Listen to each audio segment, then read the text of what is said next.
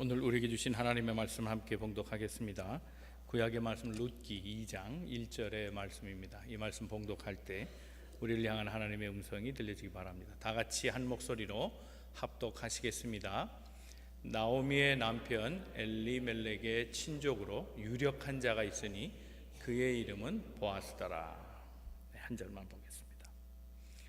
오늘은 보아스입니다. 보아스라는 이름을 다른 데서도 들으신 기억이 있죠? 그렇죠? 어디에 나옵니까? 열왕기상 7장에 나옵니다. 성전에 그 이름이 붙어 있습니다.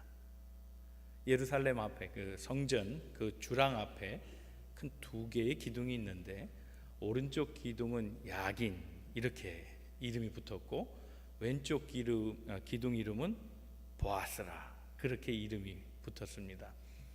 야긴이란 말의 뜻은 그가 지키신다, 보고 계신다, 유지하신다, 관리하신다 그런 뜻입니다. 보아스라는 이름의 뜻은 그가 능력이 있으신 분이다 그런 얘기입니다. 그러니까 왼쪽 오른쪽의 이 주랑의 기둥을 이제 그 이름의 뜻을 합해 보면 하나님이 지은 성전은 하나님이 지키시는데 그 지키시는 하나님은 능력이 있으신 분이다 그런 얘기입니다. 그 이름으로 지금 보아스가 서 있습니다. 이 보아스라는 이름은 오늘 본문 말씀에도 그렇게 나오죠. 유력한 자라 그랬습니다. 이름 그대로 그는 능력 있는 사람이었습니다. 유력, 능력이 있다 그랬습니다. 공동 번역이나 새 번역에는 그는 부자였다 그렇게 기록하고 있는 걸 봅니다. 힘이 있던 사람입니다. 경제적인 힘, 또 사회적 힘이 있었습니다. 지위가 높았던 사람이고, 특별히 그가 룻기 4장에 보면 이스라엘 장로들과 함께 지냈다는 말을 거기 기록해 있는 것을 보면 그가 얼마나 높은 위치에 있었는가 하는 것을 알 수 있죠. 여기서 말하는 장로는 원로들입니다. 엘더입니다. 그야말로 나이가 많은 동네 유지급 인사들입니다. 그의 나이는 대략 짐작해보면 당시의 나이가 40대 말에서 50대 초반 요 정도 사이로 추측이 됩니다. 그런데 이미 그는 원로들하고 같이 어깨를 겨루면서 친분과 교우관계가 있었습니다. 그렇게 그만큼 그는 사회적인 면에서도 성공한 힘이 있는 사람이었습니다. 그의 재산의 면모를 읽어보면 그는 많은 가축이 있었고 또 땅이 많은 사람이었다, 종들도 많았다 그렇게 생각해 볼 수 있는 사람입니다. 또 여종들도 많았다 하는 것을 얘기하는 것을 보면 그는 여러 가지 면에서 성공한 인물임에 틀림없습니다. 그런데 그가 그렇게 부유한 자, 사회적 성공을 이룬 자, 능력 있는 자였지만 그는 따뜻한 사람이었습니다. 이걸 양립하기가 쉽지 않습니다. 따뜻하지만 능력이 없는 사람도 있습니다. 능력은 있는데 차가운 사람도 있습니다. 차갑고 능력 없는 사람도 있습니다. 그런데 많은 것 같고 능력 있는 사람이 있습니다. 따뜻한 사람이 있습니다. 그게 보아스였습니다. 오늘 이 말씀을 통해서 보아스의 성품 속에서 나타난 하나님의 사랑을 생각해보고 우리도 가진 것이 있다면, 우리도 얻은 것이 있다면 따뜻한 마음으로 베풀고 살아가는 덕 있는 그리스도인 되기를 바랍니다. 우리 옆에 분 서로 권면하시고 말씀 듣겠습니다. 하나님은 오늘도 당신을 향한 계획을 가지고 계십니다.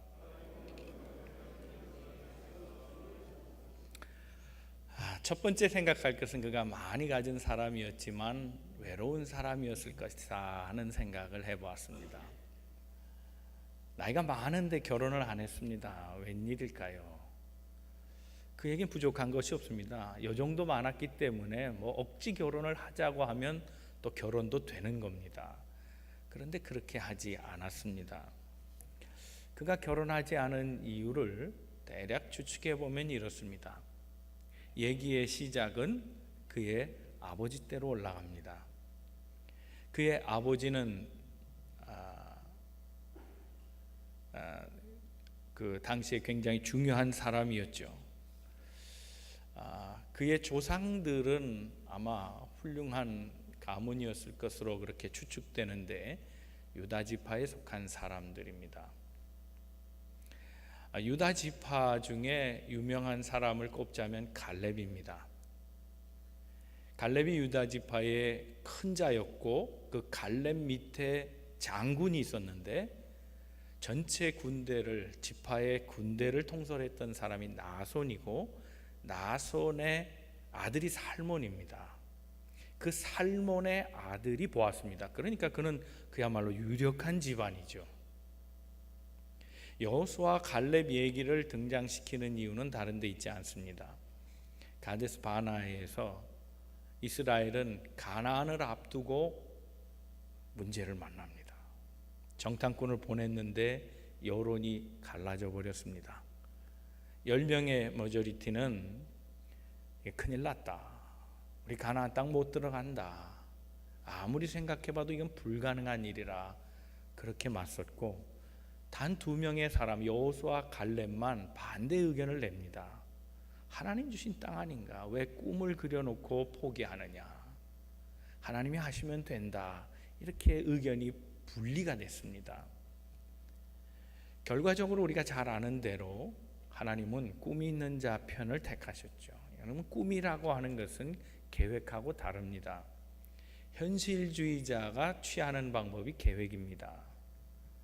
범위 안에서, 환경 안에서 모든 일들을 만들어 갑니다.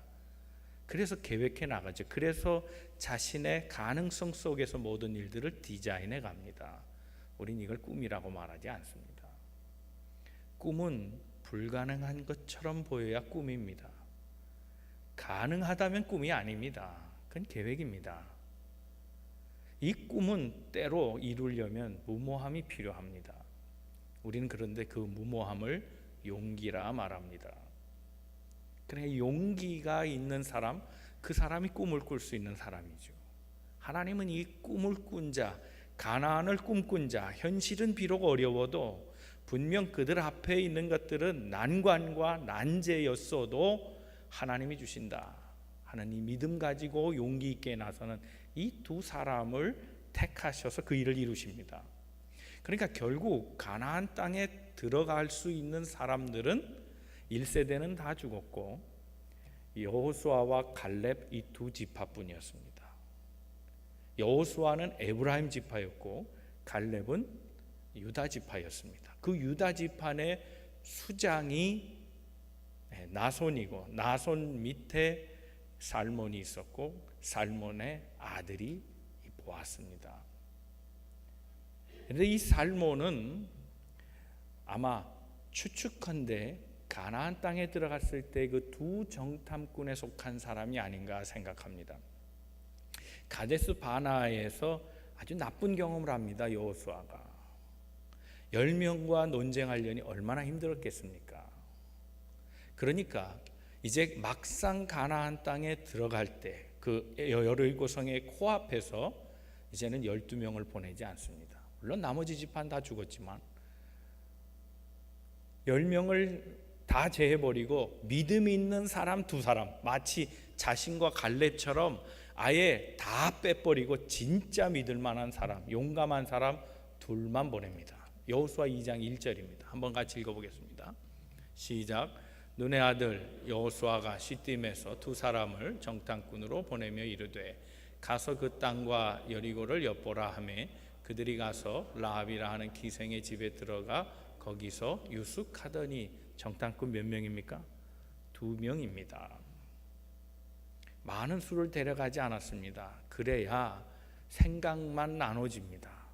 그래서 아예 여호수아가 또 갈렙이 믿을 만한 사람 2만 보낸 겁니다. 후에 이제 우리가 알게 되는 얘기죠.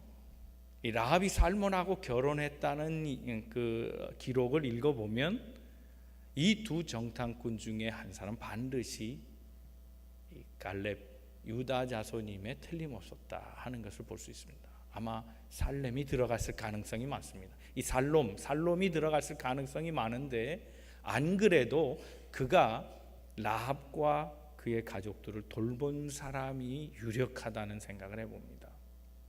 여리고로 들어갔습니다. 거기에 선술집에 들어갑니다. 여관 같은 곳입니다. 아래층엔 술을 팔고 위층에는 또 잠을 잘 수 있는 곳이고 이런 선술집입니다. 사람들의 통행이 많았습니다. 여러 가지 정보가 공유되고 낯선 사람들도 종종 있었기에 은신하기 좋은 곳입니다. 이곳에서 기생 라합을 만나고 하나님의 역사를 얘기합니다.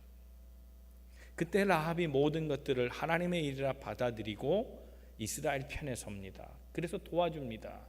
그래서 여리고가 함락당할 때 그들은 구출됩니다. 구출되어 그들이 이스라엘과 함께 거하게 됐을 때 그들은 보호가 필요했습니다. 도움을 주는 사람들이 필요한 겁니다. 마치 미국에 이민 오면 누군가 도와주어야 자동차 면허도 따고 소셜 사무실도 찾아가게 되고 애들 학교도 보내고 자동차도 사게 되고 옛날 기억나시죠? 누군가가 다 도와줬잖아요. 또 누군가를 도와주기도 했고요. 그런 것과 똑같습니다. 라합은 이방 땅입니다. 사람들 다 낯선 사람들입니다. 자기 민족이 크다고 여겨지는 그런 사람들 밑에서 이방인 취급당하며 그곳에 산다는 건 참 외로운 일일 겁니다. 그래서 그를 돕는 자가 필요했는데 아마 도왔던 사람이 살렘인 것 같습니다. 살롬. 그래서 마태복음 1장 5절에 보면 족보를 쭉 얘기하다가 보아스에 대한 얘기가 나옵니다. 살몬은 라합에게서 보아스를 낳고 인연이 깊었겠죠. 돌보다가 아마 눈이 맞았는지 몰라요. 그래서 결혼했을 거예요. 이 관계가 후에 이제 더 얘기되겠지만 궁극적으로 2세에게까지 연결이 되고 2세 다음에 누굽니까? 다윗입니다. 다윗에게서 예수 그리스도가 나오죠. 엄청난 축복을 받게 되죠. 자, 그런데 그에게 이제 또 다른 문제가 발생합니다. 이방 여인하고 결혼합니다. 그래서 자식을 낳았습니다. 경제적인 것, 사회적인 것 부러운 것이 없습니다. 그런데 결혼의 때가 됐는데 이 아들 보아스가 장가를 못 가는 겁니다. 안 갔는지 못 갔는지 얘기를 안 해서 모르겠습니다만 안 갔을 수도 있고 못 갔을 수도 있는 겁니다. 반반인 듯 싶습니다. 왜냐하면 이스라엘 여자가 좋아할 리가 없습니다. 다른 피잖아요. 소위 보아스는 half and half입니다. 우리 민족이 순수한 단위 혈통인데 이방 여인하고 섞일 수 있는가? 또 시어머니가 누굽니까? 기생입니다. 이게 결혼이 편할 리가 없습니다. 내가 결혼하는 남자, 그가 아무리 돈이 많아도 그의 시어머니가 창녀였다, 이 소리 듣고 싶은 처녀가 있을까요?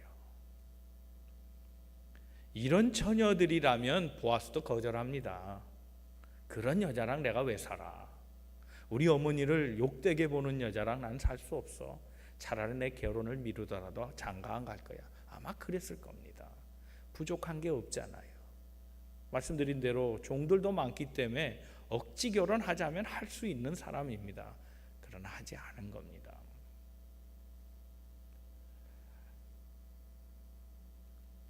이 보아스에게 때가 찾아옵니다.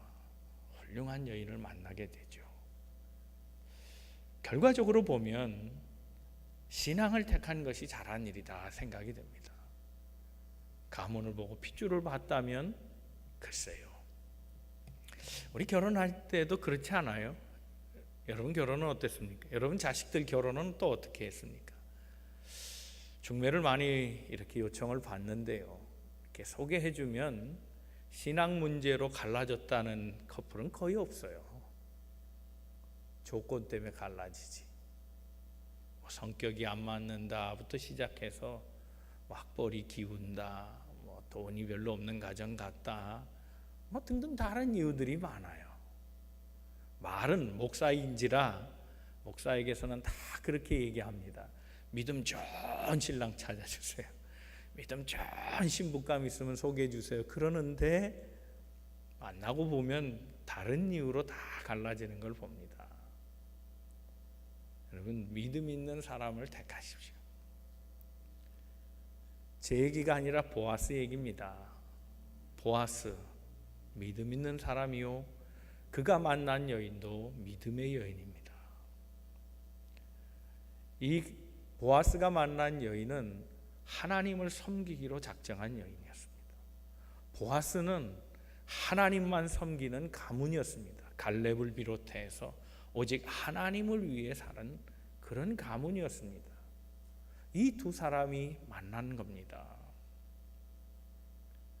그가 외로움을 겪고 살았을 수 있습니다. 장녀의 아들이다. 사회적 비난도 있었고 눈치도 따가웠을 겁니다. 그러나 막잘하지 않았습니다. 자신의 신분에 대해서 함부로 하지 않았습니다. 가출한 청소년도 아닙니다. 운명을 불행하게 태어났다고 그렇게 억울해하면서 살은 사람도 아닙니다. 못되게 자라지 않았습니다. 신실하게 자랐고 환경 탓하지 아니하고 믿음 가지고 살았고 믿음이 아니라면 다른 것과 타협하지 않았습니다. 이런 이에게 하나님이 훌륭한 여인을 붙여주십니다. 두 번째 생각할 것은 바로 그 탁월한 여인입니다. 이 노아스가 만난 이 룻은 또 거슬러 올라가서 얘기해야 될 부분이 있습니다. 모압 여자입니다. 이방인입니다.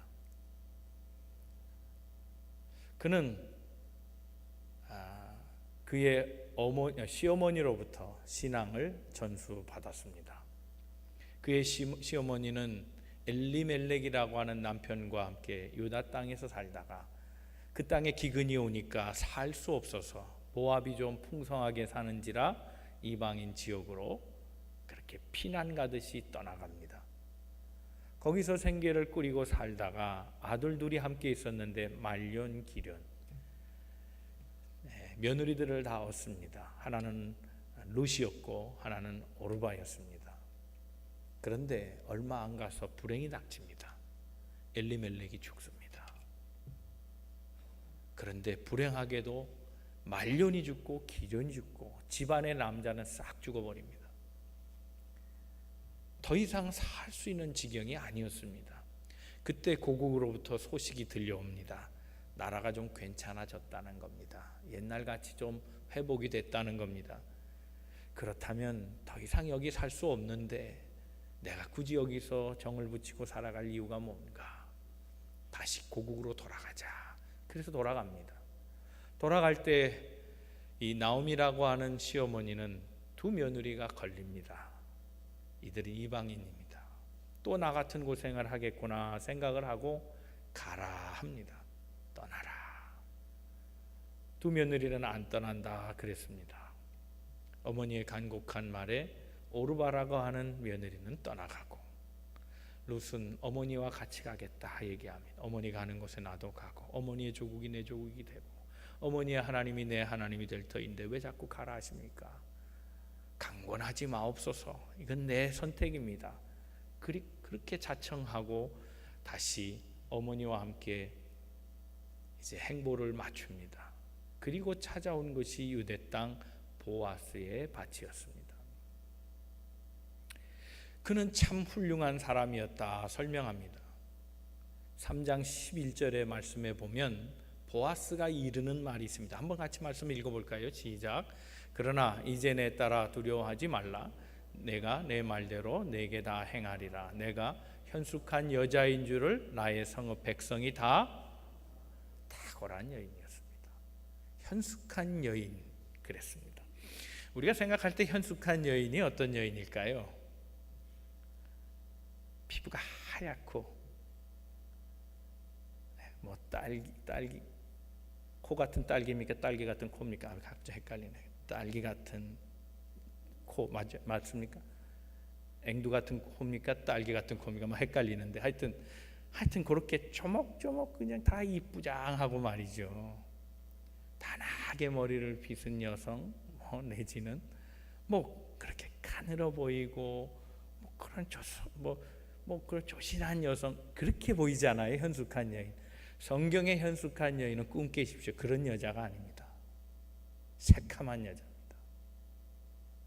우락부락한 여자입니다. 근육이 있는 여자입니다. 왜냐하면 성경에 말하는 현숙한 여인은 가정을 일으키는 여인이라 그랬습니다.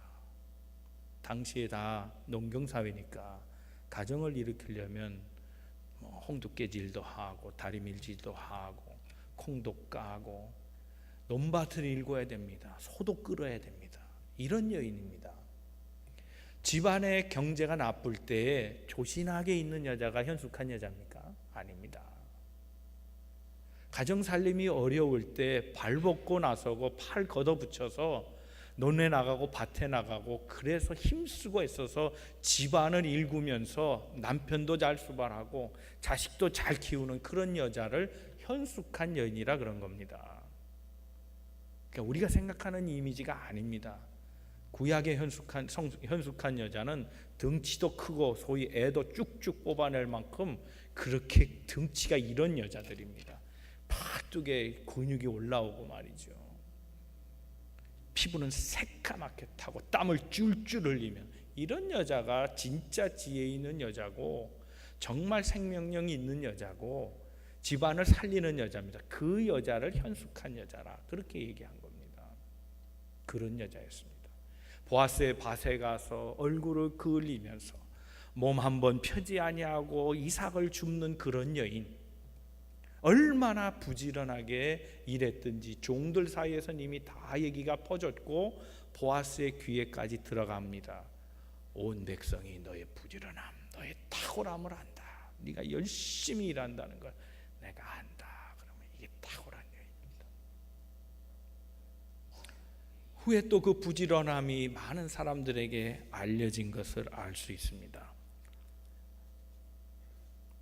그래서 보아스는 룻이 한 일에 대해서 칭찬하고 있는 겁니다. 이때까지 보아스는 룻을 만나지 않은 것으로 압니다. 다만 소리만 들었습니다. 그리고 보아스가 룻을 만나서 이렇게 칭찬해 준 겁니다. 이런 탁월한 여인, 집안을 살릴 여인을 만난 겁니다. 세 번째 생각할 것은 그의 따뜻함입니다. 옷자락으로 덮어주는 사랑이었습니다. 간략하게 얘기하겠습니다. 나오미가 걱정이 많습니다. 며느리는 데려왔는데 며느리랑 같이 늙어간다는 게 말이 안 되지 않습니까? 나야 수절할 수 있지만 젊은 며느리는 그렇게 할 수 없잖아요. 그래서 어찌하든지 재가를 시키려고 애쓰는 겁니다. 그래서 보아스 밭에서 일한다는 걸 알고 다 얘기해 줍니다. 이런저런 얘기해 주고 실행합니다. 그 얘기는 이런 겁니다. 어느 날 추수 때가 되어서 기쁜 마음으로 보아스가 일하고 돌아왔습니다. 일하는 일꾼들도 다 열심히 일하고 제각기 처소에서 잠이 들 무렵 그는 흥껏 마시고 배부르면서 그리고 잠을 청하고 있을 때 한밤에 갑자기 한기를 느껴서 일어나 보니 발치에 어떤 여인이 탁 걸리는 겁니다. 이게 뭔가? 그리고 보니 바로 소문으로 듣던 룻이었습니다. 그때 룻이 얘기합니다. 당신의 옷자락으로 나를 덮어주세요. 무슨 연애소설 읽는 것 같지 않아요? 무슨 영화를 보는 것 같지 않습니까? 정말 영화 같은 장면이 벌어집니다. 옷자락으로 나를 덮어주세요. 이불 속으로 들어가겠다는 겁니다. 받아달라는 겁니다. 이때에 3장 7절 이하에 보면 그가 뭔가를 암시해 주면서 보아스를 자극하고 있는 것을 봅니다. 9절 말씀을 한번 볼까요? 이르되 내가 누구냐 하니 대답하되 나는 당신의 여종 룻이오니. 그랬습니다. 당신의 여종이다. 그러면서 말하기를 9장 마지막에 9절 마지막에 이는 당신이 기업을 물을 자가 됨이니이다. 내가 당신의 대를 이어주겠다는 겁니다. 말년의 친척이라 그랬습니다. 엘리멜렉의 친척이 곧 보아스와 연결되잖아요. 가까운 갈렙의 다 후손들입니다. 다 유다 지파입니다. 그런데 일부의 친척이 먼 곳에 가서 고생하고 땅을 다 잃어버렸습니다. 그가 돌아왔습니다. 모든 걸 다 빼앗기고 땅도 없는 다 망해버린 가문, 당신이 살려야 되지 않습니까? 도로 살 자가 당신입니다. 그 얘기입니다. 기업을 물을 자라, 이 말이 다른 번역에는 도로 살 사람이라고 이렇게 표현되어 있습니다. 나를 회복시켜 줄 분, 내 땅을 회복시켜 줄 분, 우리 가문을 회복시켜 줄 사람이 당신입니다. 당신에게 책무가 있습니다. 나를 거두시되 당신의 기업을 이룰 자가 되게 해 주시옵소서. 간청하는 겁니다. 아내도 그만입니다. 여자는 많습니다. 그런데 보아스가 거둡니다. 말 그대로 옷자락을 덮어주며 그를 품에 안습니다. 이게 그의 따뜻함입니다. 그리고 10절에 이렇게 말합니다. 아마 그가 두려워서 떨면서 얘기했겠죠. 딸아, 뭐 나이 차이는 좀 있었을 것 같아요. 여호와께서 내게 복 주시기를 원한다. 내가 가난하건 부하건 젊은 자를 따르지 아니하였으니 내가 베푼 이내가 처음보다 나중이 더하도다. 보아스가 축복해주고 그를 아내로 맞아들입니다. 그에게서 난 자식이 오벳이고 그에게서 난 자가 이새고 이새의 자식이 다윗이 됩니다. 저는 이 옷자락에 대해서 생각해 보았습니다. 옷자락, 그것으로 사람을 품었습니다. 어쩌면 하나님이 기생 라합을 품어주신 것, 그것은 옷자락으로 덮어준 사랑이었다 생각이 됩니다. 나오미를 품어준 것, 그것도 하나님의 옷자락입니다. 그의 며느리 룻을 덮어준 것도 하나님의 옷자락, 그 옷자락에 베인 사랑이었습니다. 이 옷자락에 덮여진 사랑, 그것은 무한의 사랑이고 조건 없는 사랑이고 모든 일을 품어주는 겁니다. 사랑하는 성도 여러분, 우리 마음의 밭, 보아스의 밭에 룻이 있었던 것처럼 우리 마음의 밭에 누가 있습니까? 누가 내 마음의 밭에서 이삭을 추수하고 있습니까? 우린 능력이 있어도 돕는 데 인색합니다. 할 수 있어도 베풀지 않을 때가 있고 가진 것이 있어도 나누지 않을 때가 얼마나 많은지요. 유력해도 차가운 삶을 살아갈 수도 있습니다. 보십시오. 이 하나님의 교회는 바로 하나님의 사랑의 옷자락입니다. 이 안에 많은 이들을 품어야 합니다. 우리의 가정은 하나님의 사랑으로 대변되는 그런 옷자락입니다. 그곳에서 쉼이 있어야 하고 그곳에서 위로가 있어야 하고 그곳에서 치유가 있어야 합니다. 용서가 있어야 합니다. 우리 하나님의 옷자락이 아니라면 여전히 우리는 죄인이고 여전히 이방인이고 여전히 관심 밖에 있는 사람, 그리고 늘 슬프며 외롭고 고난 속에 살아야 될 사람들 아닙니까? 하나님은 그 옷자락의 사랑으로 우리를 덮어주셔서 하나님의 기업을 물을 자로 우리를 그렇게 만들어주신 것 아닙니까? 이것이 우리의 삶이어야 하고 우리의 소명이어야 합니다. 우리가 해야 될 사역은 그런 겁니다. 우린 무엇인가를 가지고 있습니다. 어떤 사람에게는 건강이 있고 어떤 사람에게는 물질이 있고 어떤 사람에게는 경험이 있습니다. 이것으로 누군가를 도울 수 있는 것, 그것은 그리스도를 따라하는 삶의 모습입니다. 하나님의 사랑을 그대로 따라하는 삶의 모습입니다. 보아스는 바로 이렇게 예수의 그림자였습니다. 오늘 보아스를 통해서 보아스의 부자됨을 생각하지 마시고 보아스의 너그러움을 생각하시고 보아스처럼 가진 것으로 나누어주고 베풀어주고 품어주고 용서해주고 힘을 돋구어주고 살 길을 열어주는 그리스도인다운 삶을 살아가는 우리 모두가 되기를 주님의 이름으로 축원합니다. 기도하겠습니다.